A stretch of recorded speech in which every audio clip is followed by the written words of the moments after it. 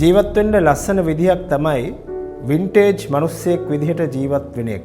ඒ කියන්නේ මේ ලෝකේ ගොඩක් මිනිස්සු මිරිඟුවක් පස්සේ අධි වේගයෙන් දුවගෙන යන අතරේ මේ ලෝකයේ සබාදහමේ සුන්දරත්වය විඳින්න දන්න හිමින් ජීවත් වෙන මිනිස්සෙක් වෙන එක. වැස්ස සුළඟ රාත්‍රිය වගේ සබාදහමේ සංසිද්ධි වින්දනය කරන්න පුළුවන් මිනිස්සෙක් වෙන එක. පරණ දේවල් වලට ආස, පරණ විදිහට හිතන, පරණ සංගීතය අහන එහෙම මිනිස්සෙක් වෙන එක.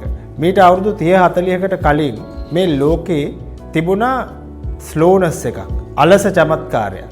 මේ ලෝකේ අධි වේගයෙන් දුවන්න පටන් ගත්තට පස්සේ මුලින්ම සිද්ධ වුණේ ඔන්න ඔය ස්ලෝනස් එක. එහෙම නැත්නම් ඔය අලස චමත්කාරය, ඒ හිමින් යන ගතිය නැති වෙච්ච එක.